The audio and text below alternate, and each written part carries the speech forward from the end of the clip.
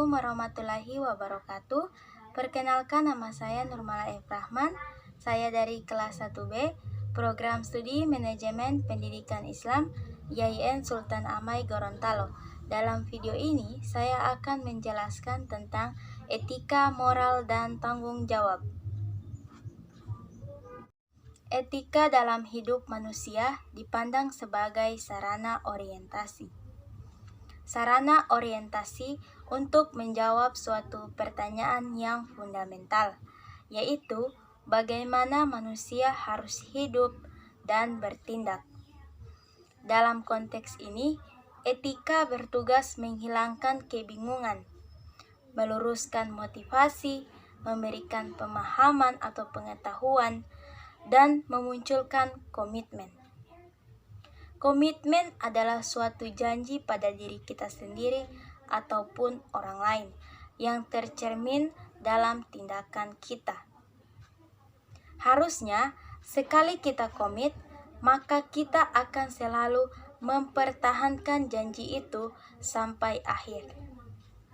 Setiap orang dari kecil sampai dewasa pastilah pernah membuat komitmen. Meskipun terkadang komitmen itu seringkali tidak diucapkan dengan kata-kata. Apa itu etika? Istilah etika berasal dari bahasa Yunani kuno, yaitu ethos atau bentuk tunggal, taeta atau bentuk jamak. Ethos mempunyai arti tempat tinggal, padang rumput, kandang, kebiasaan adat, akhlak, watak, perasaan, sikap, dan cara berpikir. Sedangkan arti taeta yaitu adat, kebiasaan, atau cara bertindak. Barang siapa membiasakan diri atau berperilaku sesuai atau mengacu pada adat istiadat yang berlaku di lingkungannya, maka ia bertindak etis atau bertindak dengan sesuai asas perilaku yang disepakati secara umum.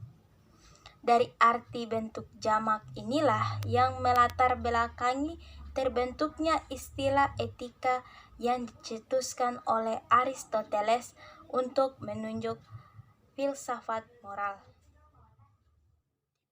Secara etimologis, etika mempunyai arti sebagai ilmu tentang apa yang biasa dilakukan atau ilmu tentang adat kebiasaan, bagaimana cara bertindak sesuai dengan adat kebiasaan. Etika merupakan ilmu kritis, refleksif, metodis, dan sistematis tentang tingkah laku manusia. Etika bertanya tentang apa yang harus dan tidak boleh, apa yang baik dan yang buruk. Dapat 5 ciri khas etika, yaitu rasional, kritis, mendasar, sistematis, dan normatif. Etika tidak sekedar melaporkan pandangan moral, melainkan menyelidiki bagaimana pandangan moral yang sebenarnya. Etika adalah cabang filsafat yang mempelajari prinsip-prinsip moral untuk menjernihkan mana yang benar dan mana yang salah, atau mana yang dengan bebas harus dilaksanakan dan mana yang harus dihindari oleh manusia. Etika juga bukan suatu sumber tambahan bagi ajaran moral, namun pemikiran kritis dan mendasar tentang ajaran-ajaran dan pandangan-pandangan moral.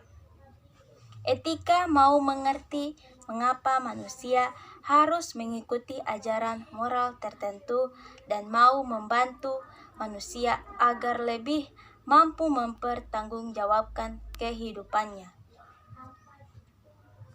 Apa tujuan kita perlu belajar etika? Pertama, untuk mendapatkan konsep yang sama mengenai penilaian baik dan buruknya perilaku atau tindakan manusia dalam ruang dan waktu tertentu. Kedua, mengarahkan perkembangan masyarakat menuju suasana yang harmonis, tertib, teratur, damai, dan sejahtera. Ketiga, mengajak orang bersikap kritis dan rasional dalam mengambil keputusan secara otonom. Keempat, memersoalkan norma yang berlaku atau diselidiki apakah dasar norma itu dan apakah dasar itu membenarkan ketaatan yang dituntut oleh norma. Kelima, mengajukan pertanyaan tentang legitimasi, artinya norma yang tidak dapat mempertahankan diri dari pertanyaan kritis dengan sendirinya akan kehilangan haknya. Etika memersoalkan pula hak setiap lembaga seperti orang tua, sekolah, negara, dan agama yang memberikan perintah atau larangan yang harus ditaati. Keenam, mengantarkan manusia pada sifat kritis dan rasional, memberikan bekal kepada manusia untuk mengambil sikap yang rasional terhadap semua norma.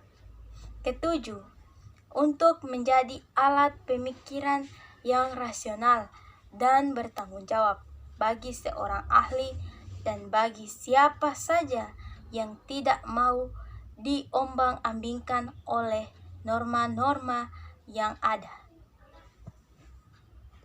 Etika juga berguna sebagai pegangan dalam menghadapi pergolakan moral, membantu manusia agar mampu membedakan antara apa yang hakiki dan apa yang dapat berubah, membantu manusia menghadapi ideologi-ideologi dengan kritis dan objektif, membantu agama menemukan dasar kemantapan iman atau kepercayaan agar tidak menutup diri terhadap perubahan dalam masyarakat. Selanjutnya, apa itu moral? Istilah moral berasal dari bahasa Latin. Bentuk tunggal kata moral yaitu mos, sedangkan bentuk jamaknya yaitu mores, yang masing-masing mempunyai arti yang sama, yaitu kebiasaan, adat istiadat. Bila kita membandingkan dengan arti kata etika, maka secara etimologis, kata etika sama dengan kata moral, karena kedua kata tersebut sama-sama mempunyai arti yaitu kebiasaan, adat istiadat. Yang membedakan hanya bahasa asalnya saja, yaitu etika dari bahasa Yunani dan moral dari bahasa Latin.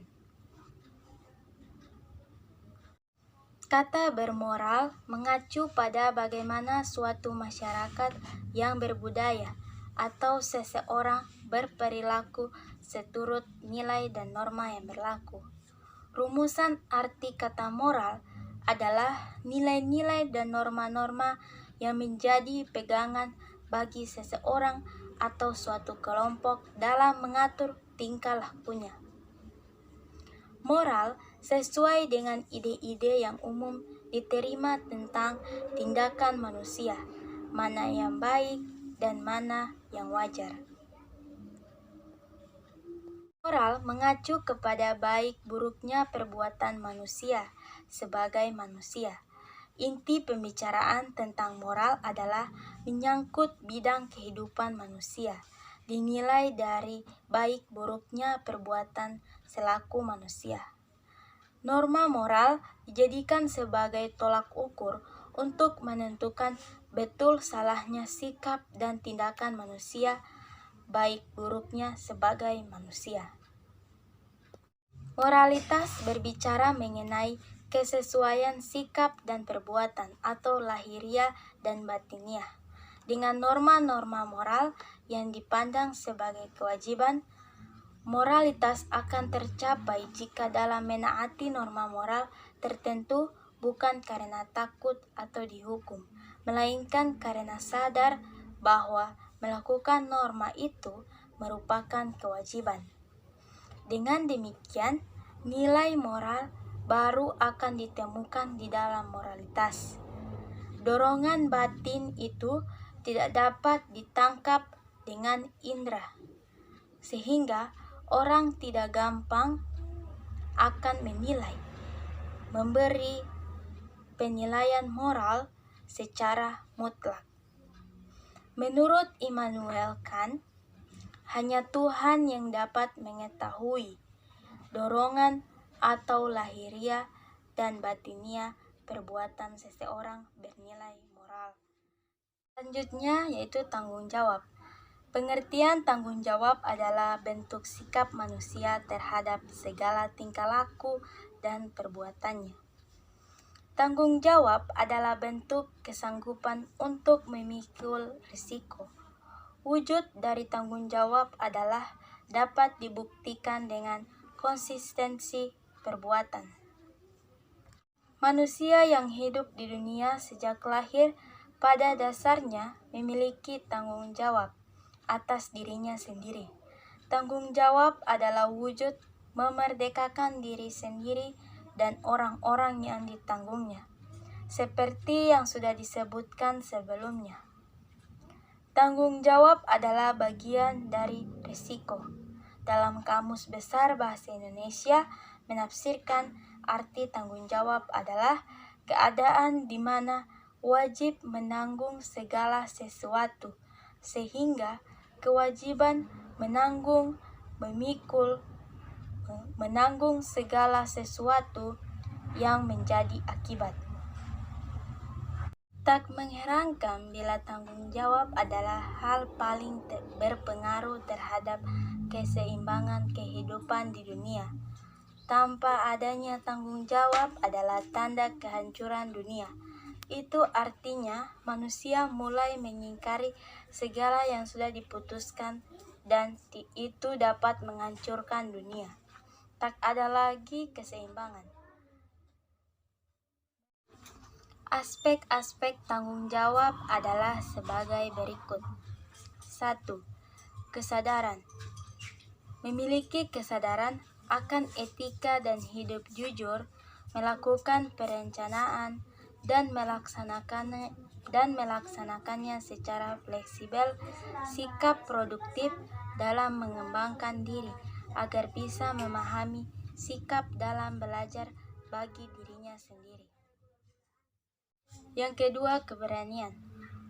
Memiliki kemampuan bertindak independen, mampu melihat perilaku dari segi konsekuensi atas dasar sistem nilai. Selanjutnya yaitu ciri-ciri tanggung jawab adalah 1.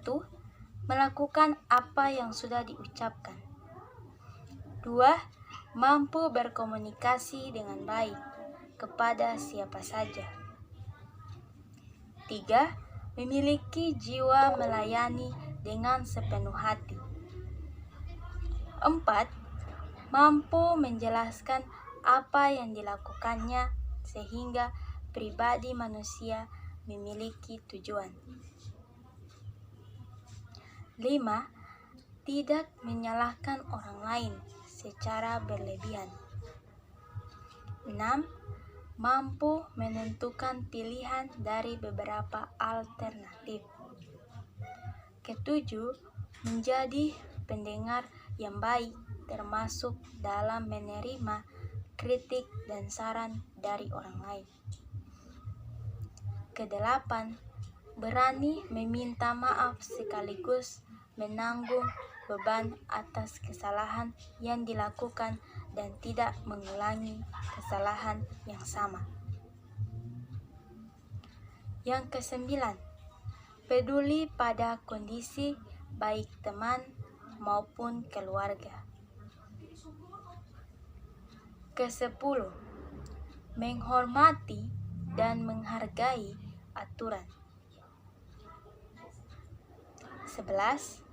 Rajin memberi apresiasi kepada siapa saja dan tidak lupa mengucapkan terima kasih. Sekian dari saya. Wassalamualaikum warahmatullahi wabarakatuh.